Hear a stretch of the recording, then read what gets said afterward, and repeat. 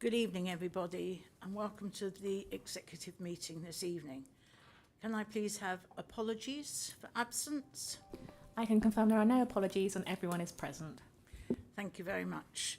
Item 2, declarations of interest. Members are asked to declare any disclosable pecuniary or affected interest in respect of any pecuniary even or affected interest in respect of any matter to be considered at this meeting. Any member with a disclosable pecuniary interest in the matter should withdraw from the meeting when the matter is under consideration and should notify the Democratic Service Officer in attendance that they are withdrawing, as they have such an interest.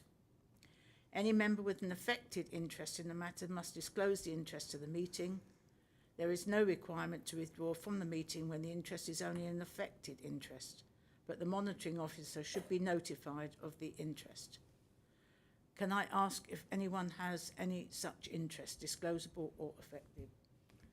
Councillor Burley. Yes, I'm employed by an engineering consultancy which from time to time undertakes work on behalf of Thames Water, and I'm participating in such work. Thank you for notification. Item 3 on the agenda, the minutes of the meeting. I was absent for that meeting, and so can I ask Councillor Purnell to move the minutes, please? Yeah, thank you, Chair. I will move those minutes as a correct record. Once there's been an amendment made to include my name in the attendees. Yep, noted, they will be included. Thank you. Are the minutes seconded? Councillor Neil, seconded. Thank you. All those in favour of the minutes, please raise your hands. Thank you. Item 4. Are there any urgent matters of items of business? No, none notified, Chair. Thank you. We then move on to item 5, which is an overview and scrutiny Thames Water review. And this is to present to the Executive with the findings of the Environment and Communities Overview and Scrutiny Panel's review into Thames Water, and to seek approval for the panel's recommendations. And I'm really pleased that Councillor Eberle has come along to present this to us. So welcome. Thank you. Thank you all for having me here tonight. What I'm presenting is obviously on behalf of the team, the Environment and Community Panel, which has spent more than half a year of pulling this all together, supported by Kevin. Thank you very much for your support along the way. This is a very short slide set, which captures only the findings and the recommendations and sets a little bit of scene behind that. It won't take more than 5 minutes of your time. The rationale for our review was that fundamentally, to basically jump to the outcome, everybody follows the rules which are set by the government and by legislation. Everything is observed, processes are being followed, and still the rivers are full of sewage. And the situation is not a very good situation for our residents. They're decidedly unhappy about that. I'm sure you've heard similar utterings in your conversations with our residents. In this context, our panel has listened to a couple of witnesses, which capture the breadth of the affected institutions, and have come to a couple of recommendations, to which I'm coming now. And fundamentally, the issue which both we and Thames Water have is that there are a lot of stakeholders in the whole process. And I mean, Thames Water is a massive business, as you all know, and working with Thames Water, I have to say that they are a bit clunky at times, which is the nature of such large organizations. We make their life easier, and they make our life easier if we identify the proper level of talking to each other, which is why we are proposing to a creation of a cross-Berkshire water and sewage partnership. I'm not reading out the full recommendations. I'm sure you have already studied them in the agenda. The second issue is that actually there is a lot of information available regarding the state of our rivers and our waterways. It's, however, dispersed, I'd say, and not easy to access and to find for the public, which might or might not have a specific interest in that.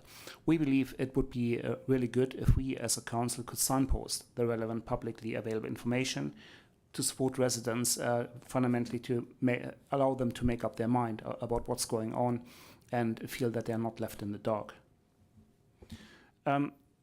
There are obviously more aspects to sewage than just the capacity provided by Thames Water, because the capacity is at the moment what it is. It will be expanded in due course, step by step. However, I think we also should try to assess the impact our own plans have on the existing capacity and whether any new developments can or will impact the capacity of the network and lead to further pollution. There is an approach by West Oxfordshire. I think I'm not fully aware of what they're doing, but they're having a pre-approval process with Thames Water in the in the whole planning process to assess capacity before coming to a decision. This is a rough paraphrasing of what's really going on. More details are obviously available. The other thing is that even in the best case, even if all the legal framework is followed, there's a 2023 plan about sewage. In 2050, we are still having the situation that it's possible to discharge untreated sewage into our rivers. And fundamentally, we as a panel did not feel that is quite right.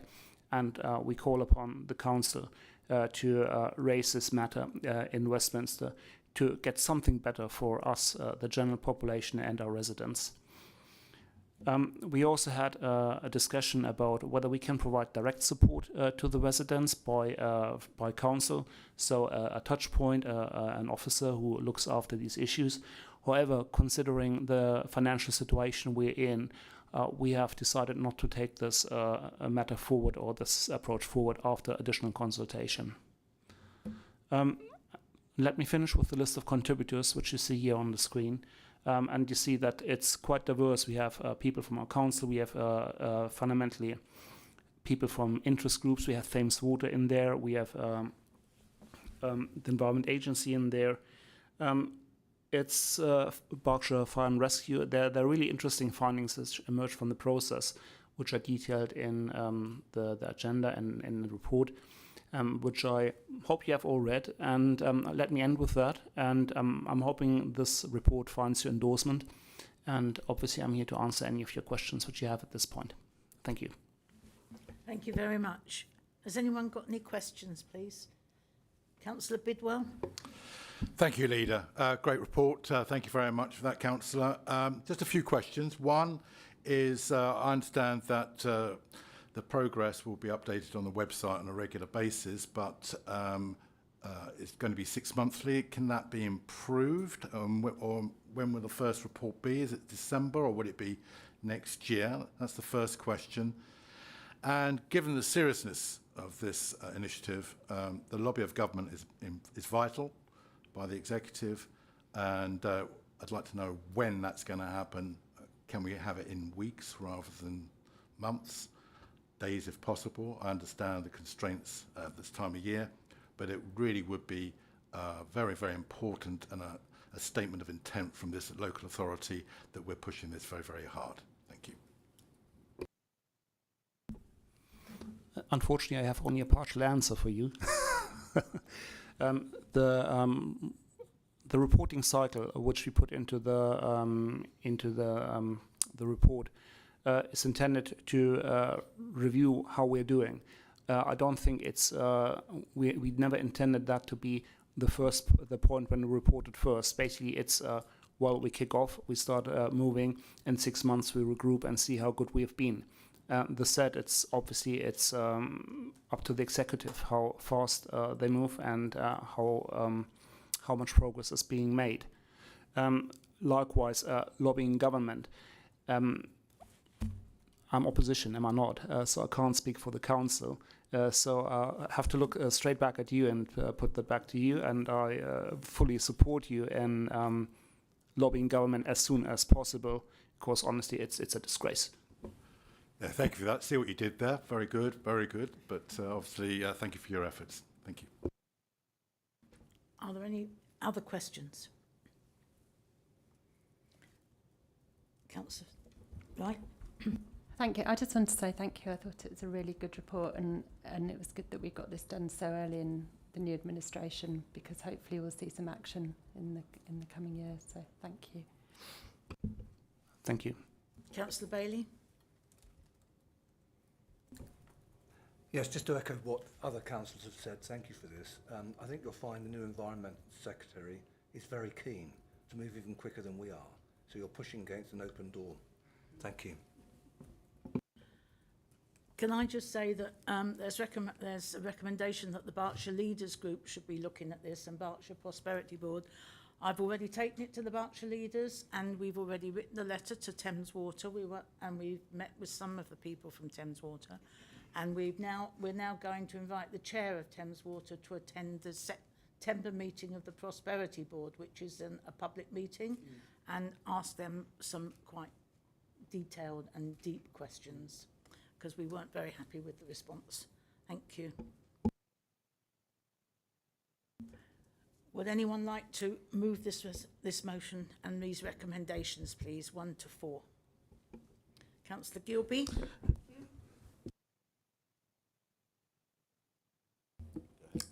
Would anyone like to second it, please? I'd like to second. Thank you. Councillor Bilby, would you like to speak to it? Thank you, Chair. I have the greatest pleasure in moving these recommendations. I'd like to start off by thanking the work not just of Councillor Eberle, but the panel as a whole and all the officers who contributed towards this.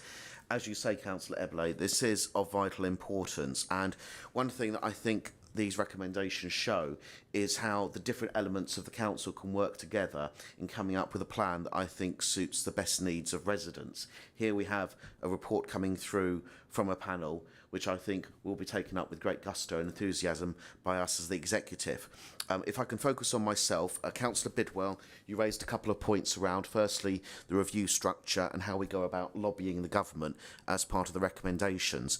To say that the review structure, all things are up for review, including the review structure itself. So, of course, that is something that we will ascertain as the months go on to see if the review structure is fit for purpose. I can assure him that if we feel it is not getting the information across, it will be adjusted.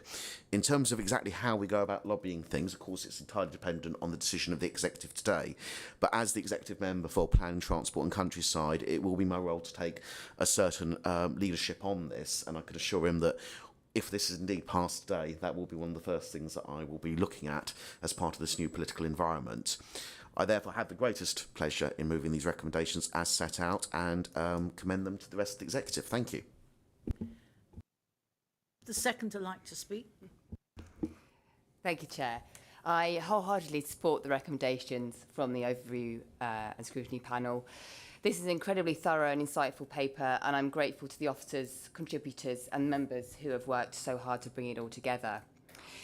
It is, however, astonishing that this work is needed at all, that water companies such as Thames Water have been polluting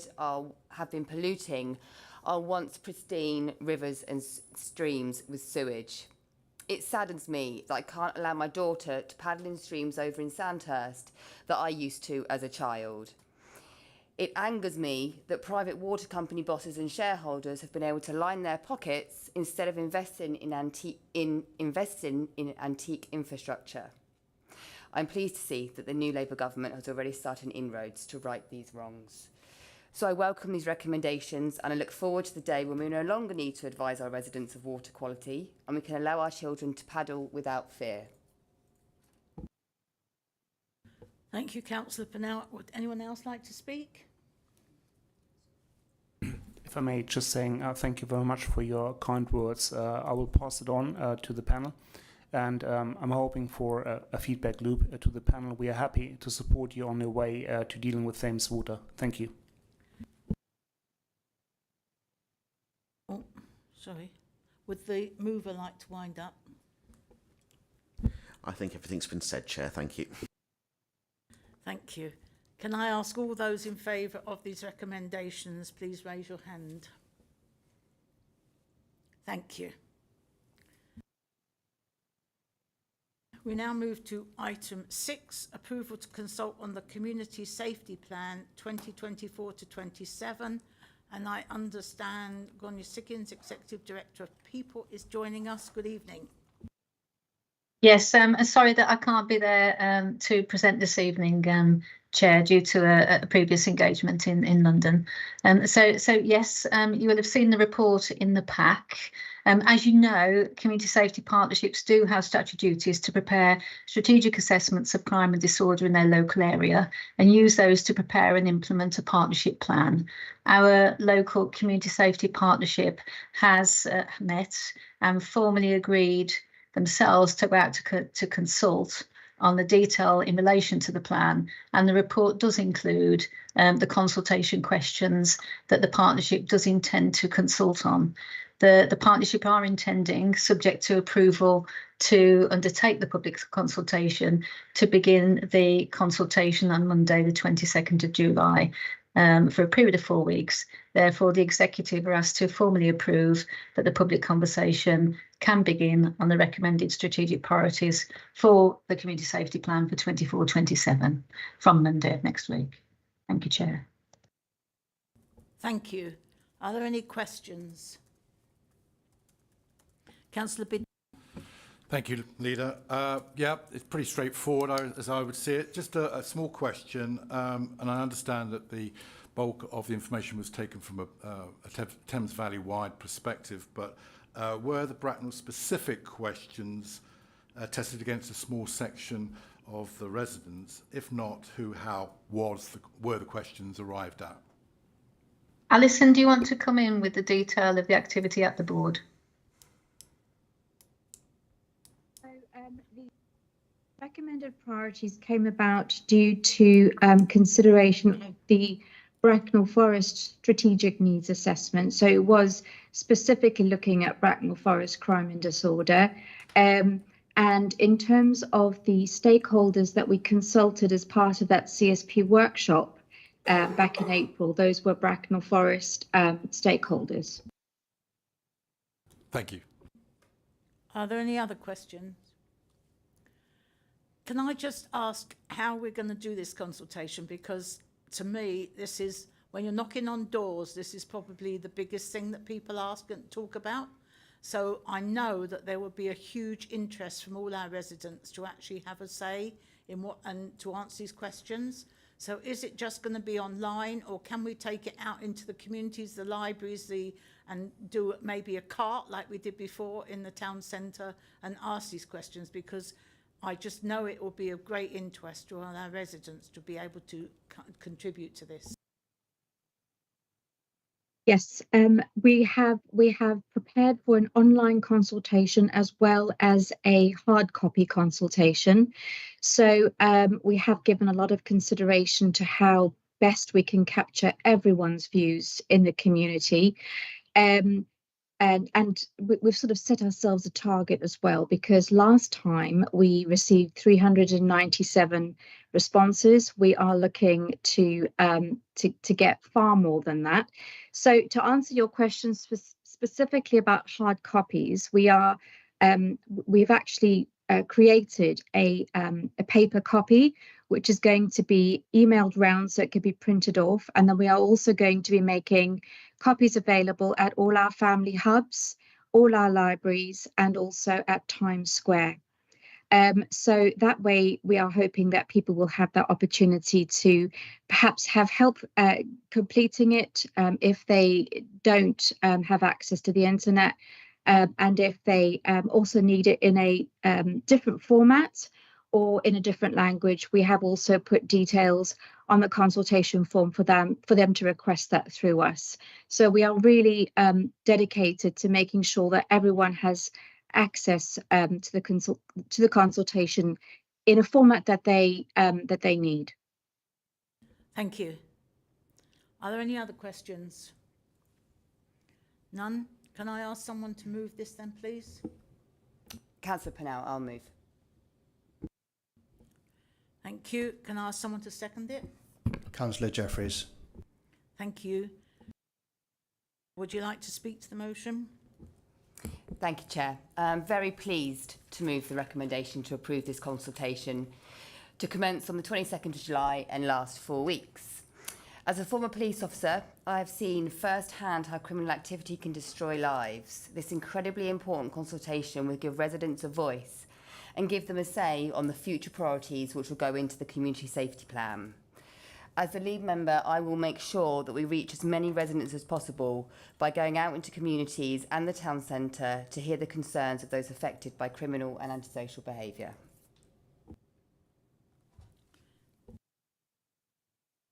Councillor Jeffries, would you like to speak? I would, Chair. I would like to ask my fellow colleagues to fully endorse this. It's very important that we give our community a voice. Not only is it just important to give them a voice, it's also required by law. But secondly, as well, it also gives us the ability to address what the issues are within the community. We have a vision or a snapshot of what we think is important, and that could be 180 degrees from what our current residents feel or believe within their respective areas. So I fully endorse this, looking forward to the results and what strategies we can implement to mitigate any concerns that arise from this consultation. So thank you to Grania and the team, and thank you to my fellow execs. Would anyone else like to speak, please? Councillor Bailey? Yes, just briefly, I welcome this. You might expect as a former police officer, but it is definitely the right thing to be doing.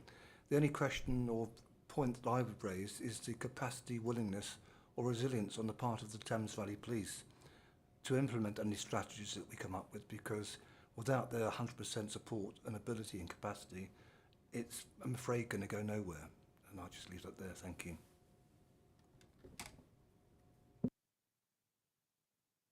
Would anyone else like to speak? Would the mover like to wind up? Thank you. Just to urge everyone to vote in favour of this. As Councillor Jeffries said, it's the law. Can all those in favour please raise your hand? Thank you. We now move on to item 7, the Climate Change Strategy Annual Report. And this is going to be presented by Kevin Gibbs, the Executive Director of Communities, it says. Is that right? You know, thank you. Thank you, Chair. I often can't remember which directorate I'm in at the moment. And apologies for my voice, I am struggling.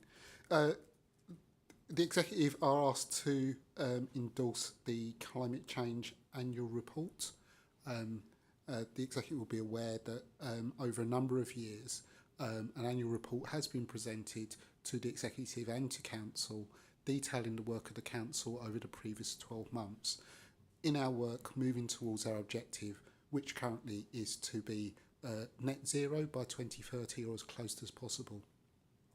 This is an amalgamation of a number of directorates' work, and I'm fortunate as a team to bring this together and present it, but I am presenting it on behalf of the Council, and obviously as Executive members, I'm presenting on behalf of the directorates that you support and lead.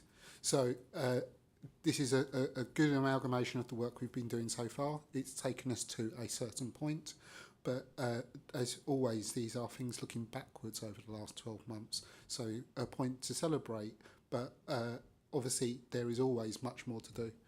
And there's new objectives to set ourselves, and certainly we must be much more aggressive in terms of the targets that we set ourselves.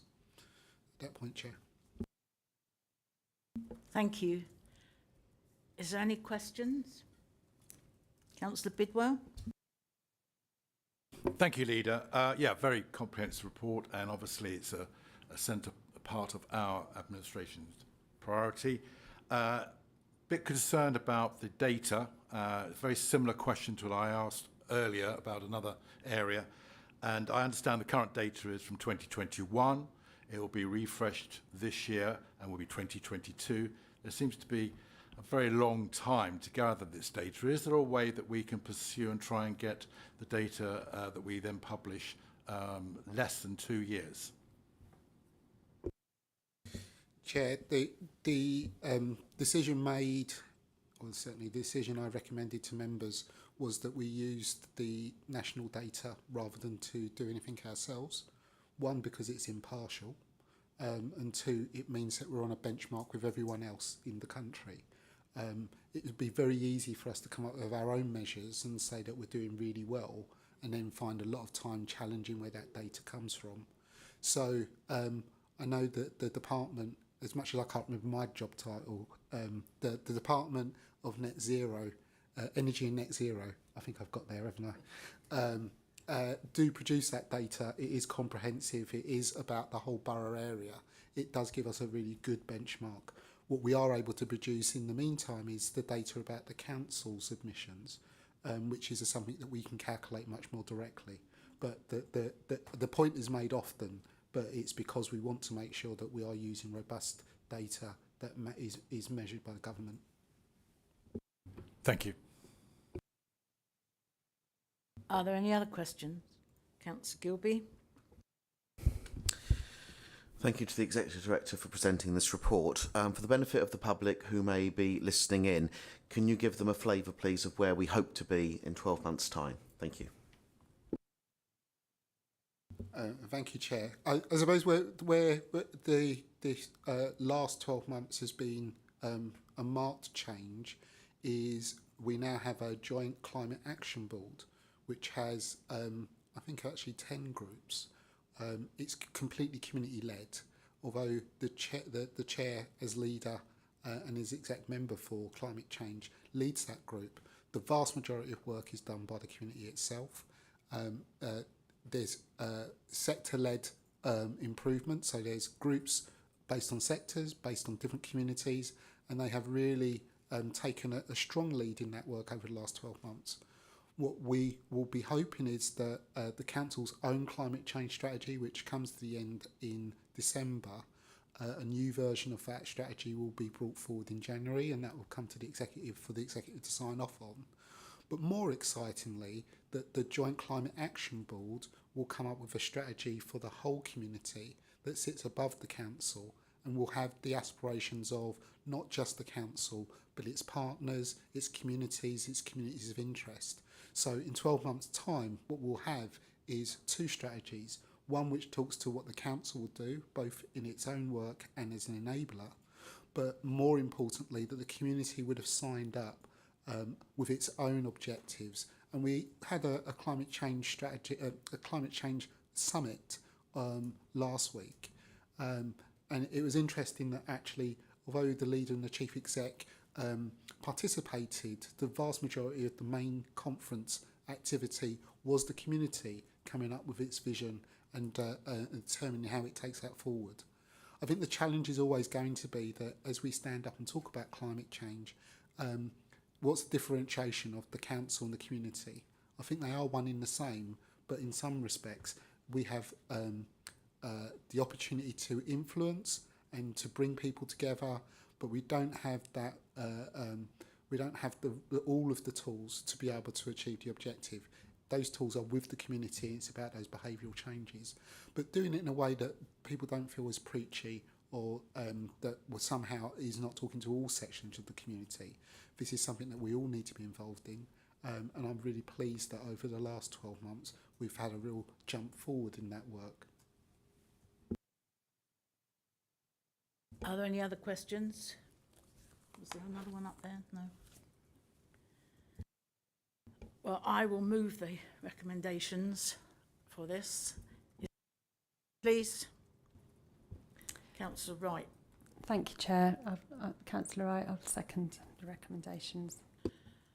Well, I'm moving this because it's my portfolio, and I think reading this, I am very proud of all we've achieved, really, together. All the officers working so hard to get this together. The Joint Climate Action Board is really working well. There's 10 sectors, each with their own aims, their own objectives, their own patterns of how to work, feeding into this. And indeed, as was said on Monday, last Monday at the climate conference, we started together to work towards the community climate emergency strategy. And that is going to override everything and tell us how we can actually try and get towards net zero as near as 2030 as possible. I think it's a really good report. It's very readable, it's accessible to all, and it does say that we've achieved a lot, but my goodness, we've got a lot to go. And we've got a lot of input from everyone. The passion from last week, we also had a climate change conference for secondary children and a climate change conference for primary school. The passion for everybody reiterates the fact that it's in the heart of everything we do, and it really does need to be moved on at pace. I think when we look at the figures for this year and what has been achieved, it will be really positive as well. And I thank everybody for all their commitment to make this work and to make it work at pace. Thank you. Second, I'd like to speak. Thank you, Chair. Like you, I was at the Secondary Schools Climate Conference last week, and if anyone needs a reminder of why we are doing what we are doing, they just need to spend some time with school children as they realise what the implications of not doing anything will be. It was it was a very moving day to hear the children and hear their ideas and realise that it's our role to help them and to make change. And for that reason, I completely support these recommendations. Thank you. Would anyone else like to speak? Councillor Gilby. Thank you, Chair. I'm at great risk of sounding like a broken record, but when's that stopped me in the past? I think, Leader, you couldn't have put it any better. This recommendation is easy enough to agree. We're noting the report and the progress made. But as the Executive Director has alluded to, there's a real excitement in the plans that are coming up. This is a very collaborative enterprise. I think one of the most collaborative enterprises that this Council has ever sought to do. The fact that we're involving various groups, various sectors across our community is an exciting opportunity, and I look with great encouragement and enthusiasm for the 12 months ahead and indeed the years to come, because we know that this is a long-term project, but dare I say this administration has come off with a really strong start. So thank you. Would anyone else like to speak? Well, I thank you all, and I just think onwards and upwards. We can't stop on this. We've started it, but we need to move fast. But I really would like to thank all the support of all the officers, because it really is a team effort to get this enthusiasm going throughout the community. Thank you. Can I ask, please, that you all show your that you support these recommendations? Thank you. Thank you. We now move on to item 8, which is the trial of hydro-treated vegetable oil.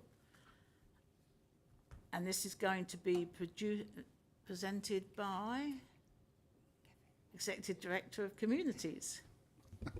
Sorry, Chair, it's me again, as I croak through. The Executive be aware that a capital allocation was made last year for an additional waste vehicle.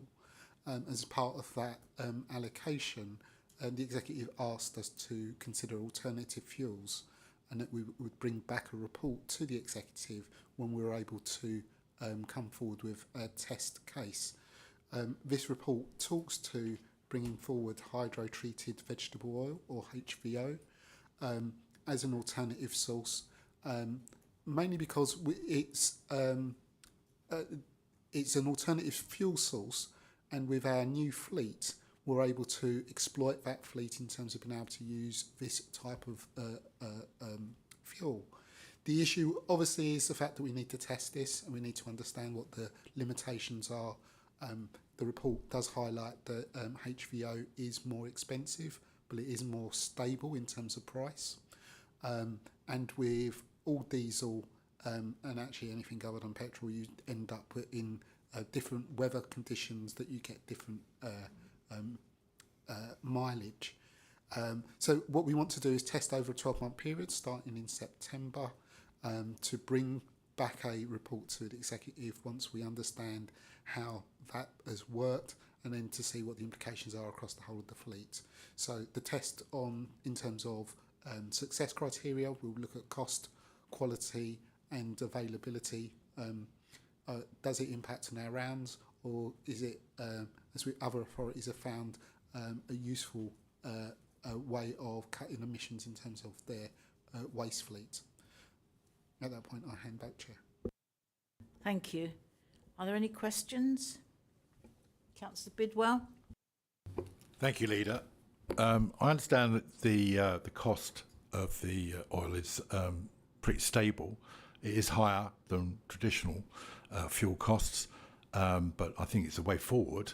Have we any expectation that the price will change over time as more councils do this, or are we going to do a cost-benefit analysis of, well, we're paying more for the fuel, but we're getting the benefit of significantly lower emissions? Chair, that's part of the evaluation. Clearly, as we transfer to a low carbon or net zero world, there will be trade-offs and the additional costs. What we need to do is make sure that it doesn't affect the overall service delivery, and so that will be part of bringing forward what are the benefits, but also what are the disadvantages. Clearly, the issue in terms of the stability of the price may actually outweigh the fact of it slightly more, because we're able to predict and plan, and certainly the ability to know forward what your fuel costs are going to be is much better in terms of financial planning than having it move up and down quite randomly, and then find at the end of the year we have a difference that we then have to somehow make up. Are there any other questions? Can I ask someone to move these recommendations, please? Councillor Purnell would like to move them, please. Can I ask someone to second it, please? I will second them. Thank you. Councillor Purnell, would you like to speak? Thank you, Chair. I'm really excited to move these recommendations. If the trial is successful, it will reduce our CO2 emissions from almost 35,000 tonnes to just under 4,000 annually. HVO delivers a 90% reduction in carbon dioxide equivalent emissions when compared to diesel. The beauty of this trial is that there's no risk to our excellent reputation for collections, as as the diesel can be switched back in if required. Other councils have made this switch and reported positive results. I look forward to the results of this trial and hope that we have found a solution that will be better for the environment and help us reach our net zero targets whilst maintaining the collection rounds. Thank you. I would just like to add that I think more and more people are changing and trying this, and so I think we need to be careful of the resource and the supply of this HVO, and it does include, we must make sure that it does not include any palm oil, and we've already talked about that. And I think with greater use of it, then hopefully we will find more and more resources coming forward, because otherwise, but as Councillor Purnell said, in the worst scenario, we can always turn back to diesel. Like to speak. Councillor Purnell, would you like to wind up? Nothing further to add, thank you, Chair. All those in favour of these recommendations, please. Thank you. We now move on to item 9, capital expenditure outturn. And this will be presented by the Executive Director for Resources. Thank you, Chair. This is the first of 2 reports on tonight's agenda dealing with last year's expenditure on both the capital and revenue budgets. The headlines have already been reported through the Overview and Scrutiny Commission and the Executive through the Corporate Performance Overview report. So I'm not going to talk at any length to these. These are the tidying up process, really. So just headlines around the capital budget last year. £32 million, 32.4 was spent last year. We will carry forward a greater sum than that to make sure that the schemes which have started will be continued. But within the report, it's highlighting that savings are being reported of £6.4 million, which will just help reduce the pressure on future years' budgets. Just turning briefly to borrowing, the majority of the schemes were funded from sources other than borrowing, but there was an additional capital financing requirement, which is effectively a long-term borrowing requirement of £11.1 million next year. So that will mean that the council's net debt has increased to £92.1 million already. It will increase further in this year, which is a big figure, but it needs to be seen in the context of the assets on the council's balance sheet, which total more than 700 million. Thank you, Chair. Are there any questions? Councillor Gilby. Thank you for the report. Again, for the benefit of the public who may be listening in, can you give the public a flavour of how this reflects the national picture rather than it just being specific financial circumstances for the borough individually? Thank you. Thank you. Yes, through you, Chair. The capital programme tends to be met by the individual needs of different authorities, but the complexities and the commonalities are around the funding requirements. So central government grant is provided for capital purposes, but not a lot of it. So that means that most authorities do have to look to borrowing as a way of financing it. The consequence of that is that whenever you take out new borrowing, there's an impact on your revenue budget, which increases the pressures which already many authorities are under from rising demand of services. So that's the real key link between the capital programme and the revenue budget, is the additional pressure that investment which is required in the assets places on the revenue budget. Thank you. Are there any other questions? Councillor Wright. Thank you very much. Just a quick question on the, you say you've got a deficit of 92 million or something, and then, but we've got assets of 300 million. Is that right? We have a net external borrowing at the end of March of 92 million and assets on our balance sheet which exceeds 700 million. 700, sorry, not 300. How often do they get reevaluated? How often do you check the value of those assets? The accounts are certified each year by the external auditor. However, within the process of asset valuations, it tends to be every 3 years or 5 years each individual asset is valued, but there is a rolling programme. Thank you. Thanks. Any more questions? Thank you. Can I ask for a mover for this recommendation, please? Councillor Neil, I'll move the item. Thank you. Seconder, please. Yes, Leader. Councillor Bidwell. Thank you. Councillor Neil, would you like to speak to the motion, the recommendations? Thank you, Chair, and thank you, Stuart, for your report. It's worth noting there have been a number of changes within the capital scheme this year, not least the schools block related to the safety valve capital programme, which is a huge impact on the council's budget overall. And the town centre has been dependent on external providers where we have not been able to make the progress we wanted. As already noted this evening, as with any new borrowing placing a pressure in the revenue budget, we need to carefully balance our capital spending ambitions to make sure they are affordable. The 6.4 million of savings being reported in this report will help with that. Looking ahead, we need to focus our efforts in delivering the schemes where funding has already been agreed before we bring forward new proposals. I'm therefore pleased to move item 9. Thank you. Would the seconder like to speak? Yes, thank you, Leader. In seconding the recommendation for capital expenditure as outlined in Table 1, carry forward of monies is listed in paragraph 5.5, financing of capital expenditure in Table 2, and approval of capital environments in paragraph 5.16. I look forward to the town regeneration development progressing so that the carry forward amount of nearly £2 million can provide benefits for all the residents of Bracknell. Thank you. Would anyone else like to speak? No? Would the mover like to wind up, please? Nothing further to add, Chair. Thank you. Can I have all those in favour of the recommendations to raise their hand, please? Thank you. We now move on to item 10, the revenue expenditure outturn for 2023-24, again by the Executive Director of Resources. Welcome, Stuart. Thank you, Chair. Again, this has previously been reported at headline level through the executive, so there isn't a huge amount more to say. just to reiterate that a combination of inflationary pressures, demand pressures and reduced income related to the economic position meant that Bracknell Forest faced an unprecedented level of pressure on its budget for 23-24, very much in the same way as most other local authorities up and down the country have done. So we took a lot of action during the course of the year to bring the spend much closer to budget than was being predicted in the early part of the year. However, we were unable to bring it within budget at the end of the day, so £1.2 million overspend was reported. We've had to draw from general reserves to fund that, so that reduces future financial flexibility, but we do still have general and earmarked reserves available to support future years' budgets. Thank you, Chair. Thank you. Are there any questions? None? Can I have a mover of these recommendations, please?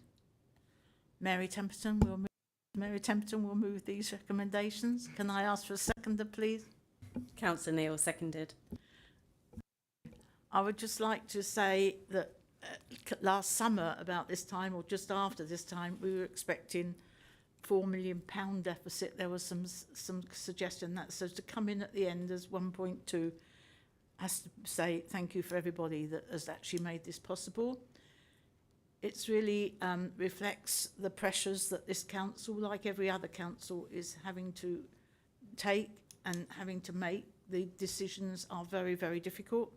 And I think most of that 1.2 million was due to the usual pressures of adult social services and children's social services. And I think these are never going to go away. And so I think without a government intervention, so I just hope that we can get that as soon as possible. Would the seconder like to speak? Thank you, Chair. And thank you, Stuart, for your report. And I want to extend our thanks to the efforts of all officers in what has been a challenging year. The report highlights the financial challenges we face as an authority, and these will continue. However, in Bracknell, we do have a solid reputation for robust and pertinent financial management, and the shift in position from what we declared last summer of a £4.4 million overspend to the final outturn of £1.2 million does demonstrate this. The change in central government provides us with an opportunity to put across our case for proper and fair funding for local government, whilst acknowledging what the Labour government has inherited. In the meantime, Bracknell residents can be confident that we will continue to deliver on priorities with a track record for delivery. Thank you. Can I ask all those in favour of the recommendations to raise their hand, please?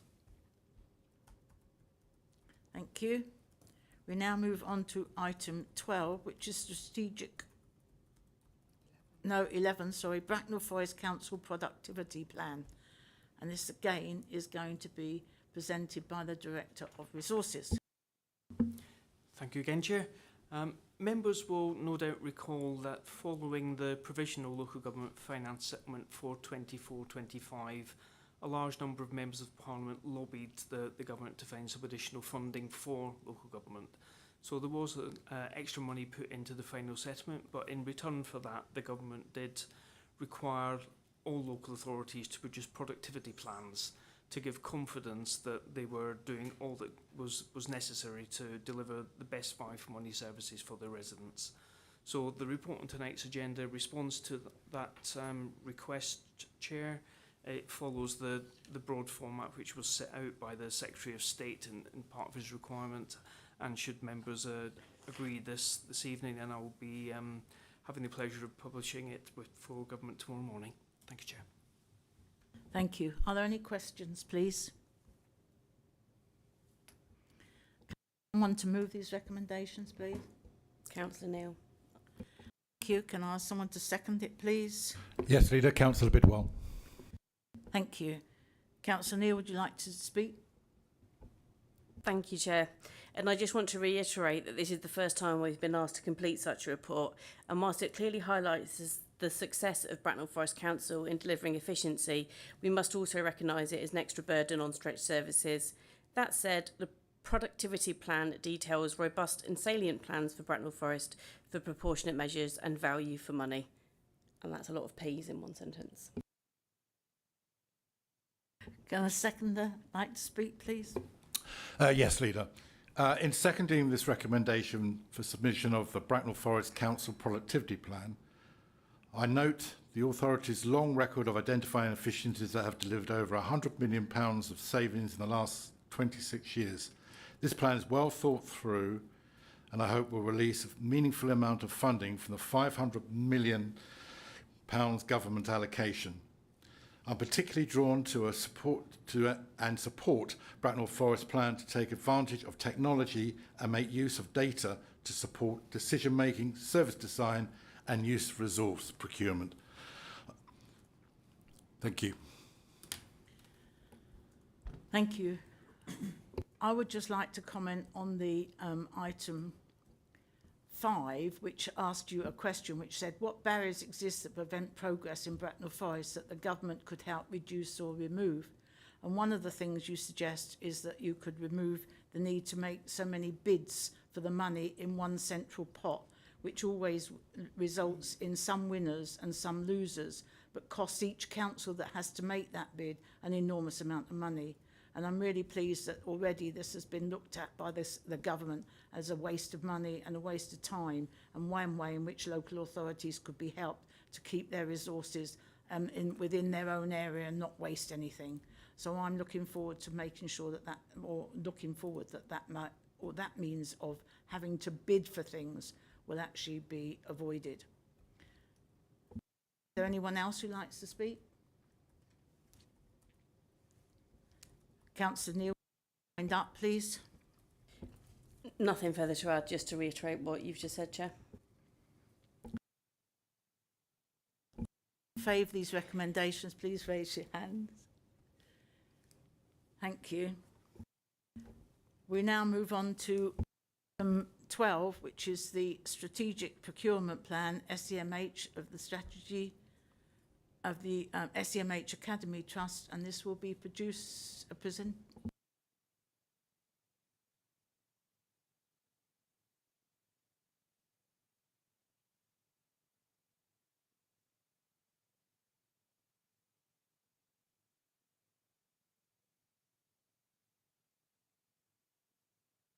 Before I go on to this item, there is items 12 and 13 do contain some exempt information as it defined in Schedule 12A of the Local Government Act 1972.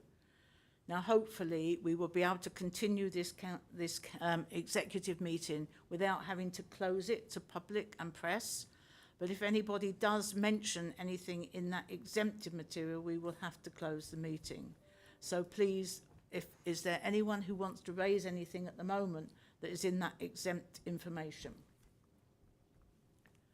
Then we will continue, please, with item 12 and welcome Grania. Thank you. Thank you, Chair. And we also have Dwayne Chappell, the Assistant Director for Education and Learning, on to answer any detailed questions that I'm not able to respond to. So colleagues, you'll be aware that as part of our SEND strategy is a strategic intent to create additional capacity within Bracknell Forest so that we can educate an increasing number of our children and young people with special educational needs and disabilities within the boundary of Bracknell Forest.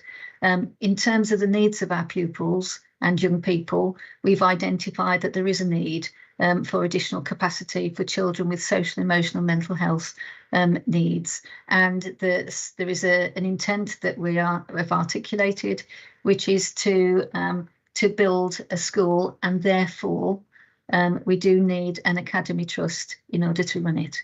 So the report in front of you seeks formal approval as part of the strategic procurement plan to go out to an academy trust with the Department for Education to run the SEMH school, which will be on the All Saints Warfield site. In terms of the decision, we will then be making a recommendation subject to formal securing of an academy trust to run the school, which will then be considered by the Secretary of State for them to then enter into the funding agreement with the recommended trust. So the details articulated within the report. I'll remain quite light on the content due to the previous comment about the financial aspects within the strategic procurement plan, but this identifies the intent to go out to secure an academy trust to actually run the school, which will provide 50 places for children and people with social, emotional and mental health needs within Bracknell Forest. Thank you. Can I ask if there's any questions, please? None? Can I ask someone to move these recommendations, please? Councillor Bailey, thank you. Can I ask for someone to second them, please? Yes, Leader. Councillor Bidwell. Thank you. Councillor Bailey, would you like to speak to Yes, the Councillor Roy recommendation? Bailey, I'm delighted to move recommendations 2.1 and 2.2. Not to speak now. Um, Do I carry on to speak? Yeah, carry on. Yeah. I know from regular consultation that a lot of detailed thought, analysis and rigour has gone into this strategic procurement plan. No stone has been left unturned to ensure everything, absolutely everything, is captured. It is vital that this new social, emotional and mental health school gets off to the best possible start, and that's why we need an academy trust that will deliver for Bracknell. So I'm delighted to move these recommendations. Thank you. Would the speaker like to speak? Seconder like to speak? Sorry. Thank you, Leader. I second the recommendation to improve the strategic plan to review and recommend an orderly academy trust with the Department of Education to run the social, emotional, mental health school on the All Saints Warfield site. Also, that the Executive approve delegation of the contract award decision to the Executive Director for People and Executive Member for Children, Young People and Learning. Thank you. Would anyone else like to speak? I would just like to say that this is quite exciting times that this is moving, and let's hope it can go as quickly as we can. Can the would the mover like to wind up, please? No, nothing further to add, Leader. Can all those in favour of the recommendation, please raise your hands. Thank you. I now move on to item 13, and this also has some information which should not be spoken about if it can be at all avoided, so we can keep these meetings open and transparent to public and press. Thank you. This is the neutral agency vendor procurement, and again it is being moved by the executive director. Oh, it's going to be moved by the executive director of resources. Sorry. Thank you. Thank you. Yes, happy to introduce this, Chair. So this is an item which has previously been in front of the executive for decision. So the reason why it is coming back is because since the original proposal was put in place for the council to go to an open tender process, it's been identified that there is actually a suitable framework available. So that's a simpler, more efficient procurement route. So that's the only reason this is coming back, Chair.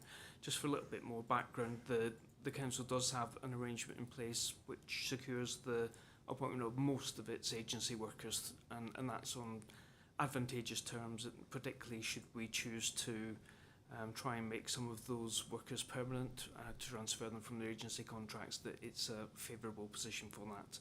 And if I can just clarify, Chair, that this is a report and a recommendation to the executive, so therefore the first two words in the version of the recommendation, which is on the papers for CMT, need to be ignored for the purposes of this evening. Thank you. Thank you.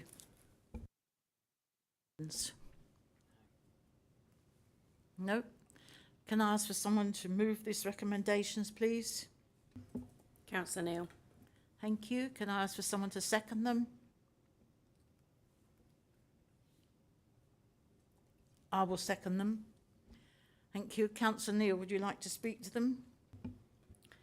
Thank you, Chair. Just to say, making improvements to how we secure agency resources given the extent of their usage and the funding implications is really important for us, and this updated approach looks to make better use of the systems in place. Thank you for the update, and I'm happy to move the item. Thank you. I would just like to say that we spend an enormous amount of money on agency staff at the moment, and anything that we can do to make it more economic and efficient as possible is to be applauded. So I will second this. Would anyone else like to speak? Thank you. All those in favour of the recommendation, please raise your hand. Thank you. And I think that is the end of the items on this evening's executive meeting. Thank you very much for everybody who